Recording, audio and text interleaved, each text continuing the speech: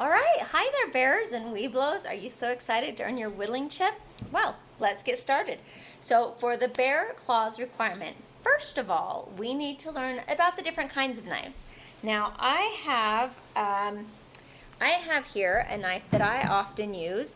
This one is called a jackknife. It only opens at one side.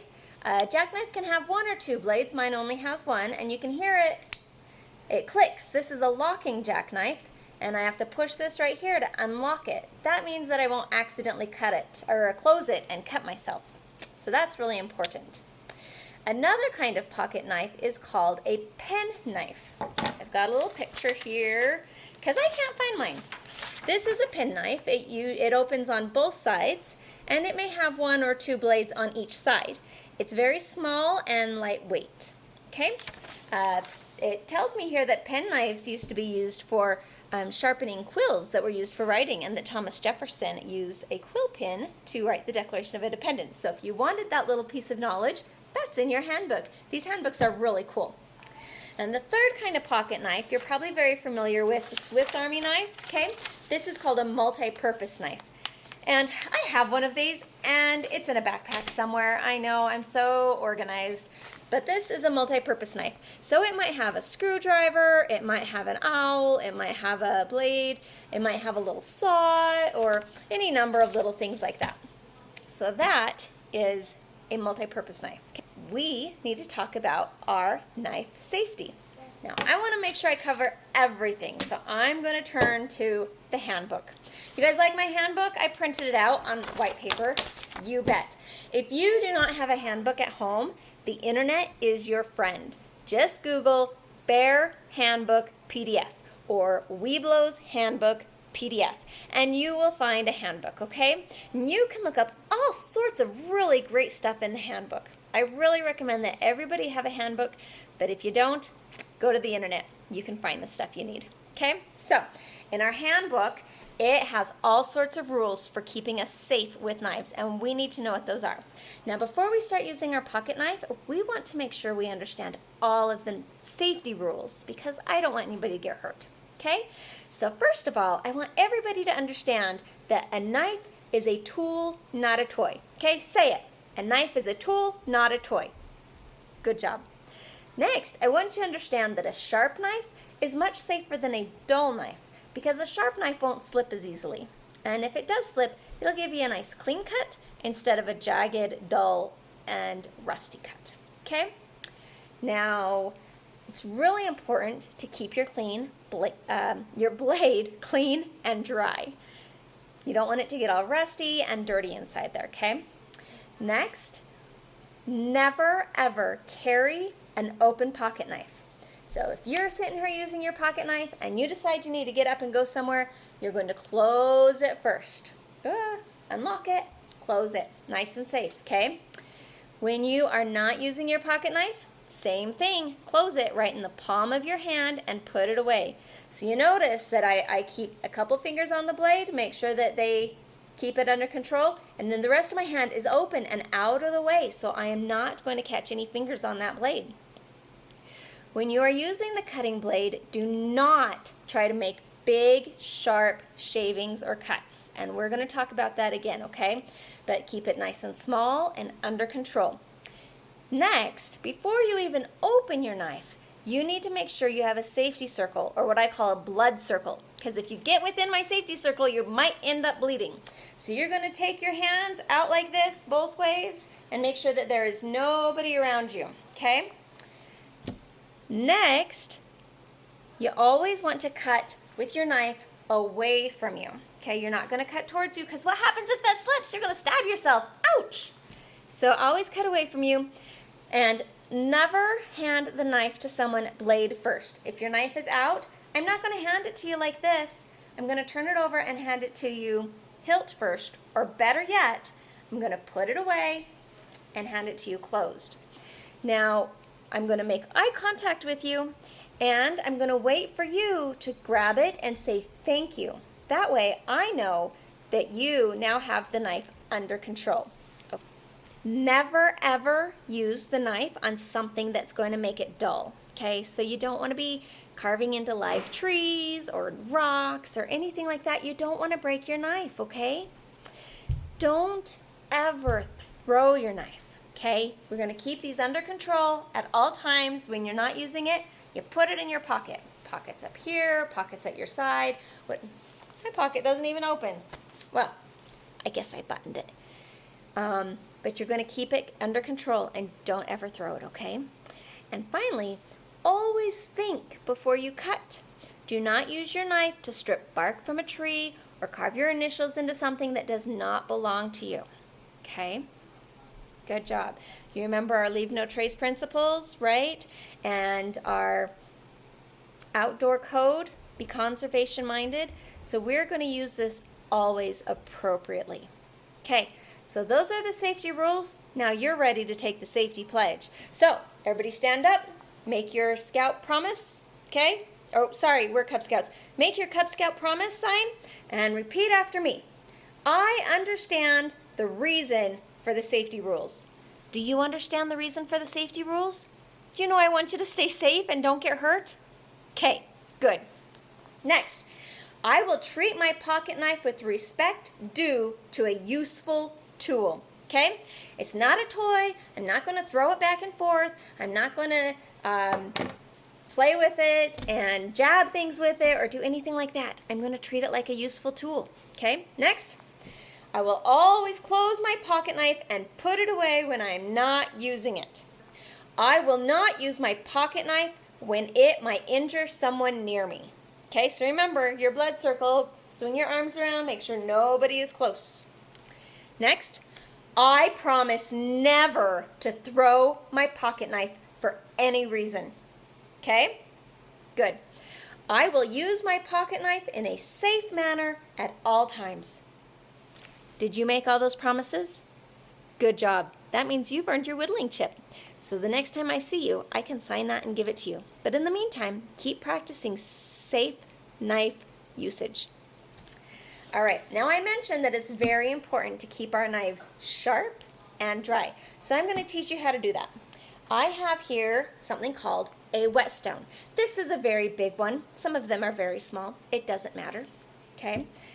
This one has two sides. So I use the blue one first for kind of grinding and then the gray side for smoothing. Some of them might only have one side just for sharpening. That's okay too. So let me show you how to do this. First of all, I'm going to make sure that none of my kids are around me. It's kind of late. They've actually gone to bed. I'm going to open it up and then I'm going to move my papers out of my way.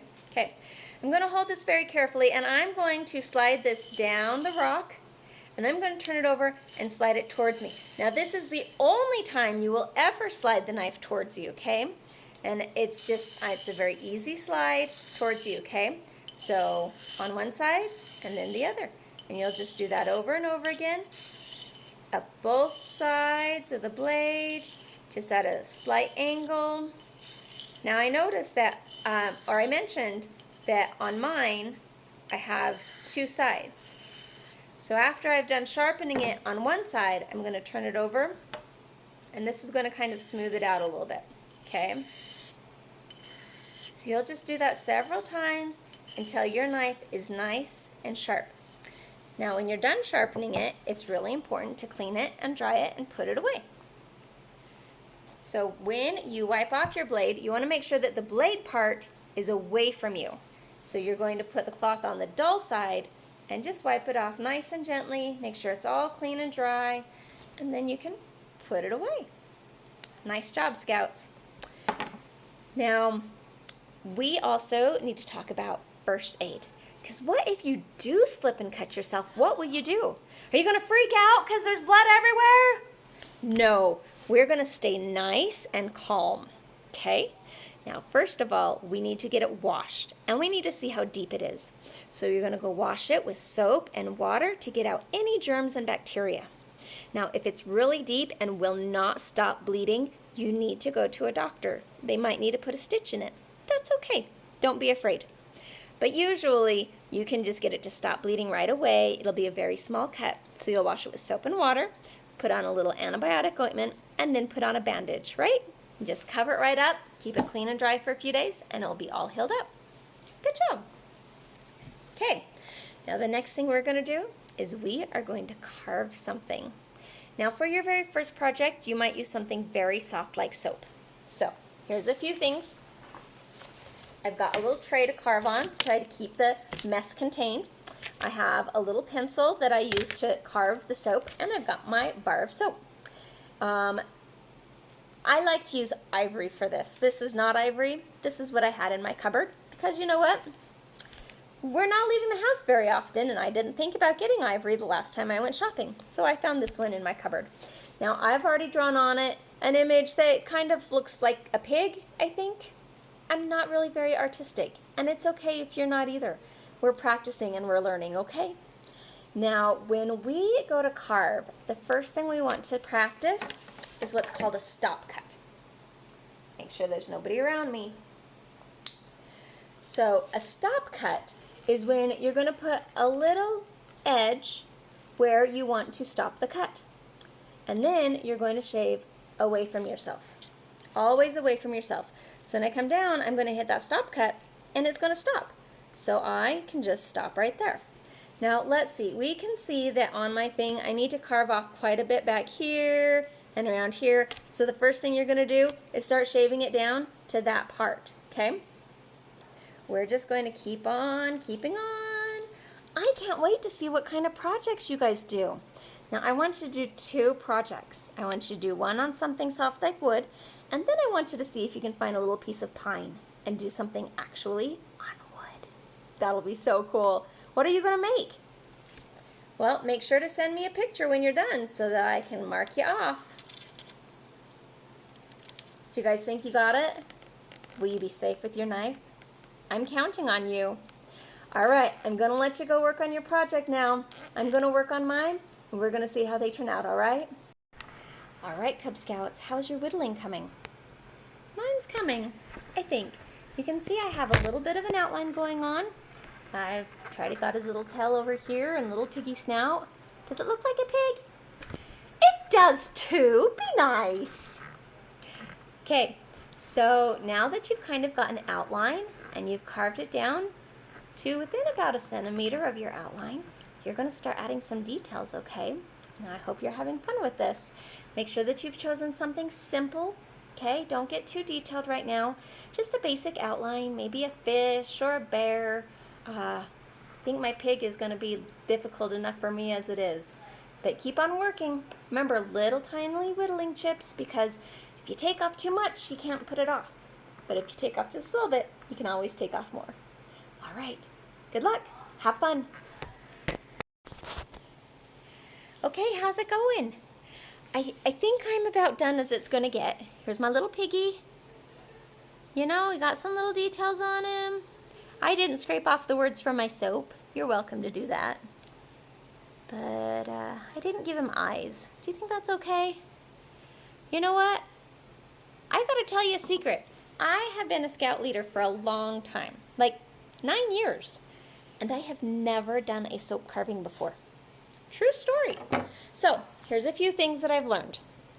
First of all, I would highly recommend that you not use a pocket knife for this job, because you get soap all up in here and all up in here and all over the place. And you remember how I said, you know, don't use your pocket knife on stuff that'll dull it or make it dirty and gross. Yeah, I'd just go get a butter knife for this job. I really would. But I've got my pocket knife all cleaned up. It's still wet in here. So I'm going to leave it open and let that dry, because it's really important that that be dry. Okay. So I hope everybody has had a lot of fun with their whittling chip. Now this is just the first of 2 projects, okay? So I need you to do another one. I want you to do it with wood this time. I want you to take it nice and slow. I want you to have a lot of fun. And I want you to be safe, okay? Now, you are going to have Scoutmasters that are much better at knives than Miss Messy. And you might even be better at carving something than Miss Messy. And if you would really like to get into this and you want to YouTube a different Scoutmaster or a different carving instructor, I won't be offended. It's okay. All right, guys. Well, I will talk to you later. Have a good night. We'll see you next week. Bye!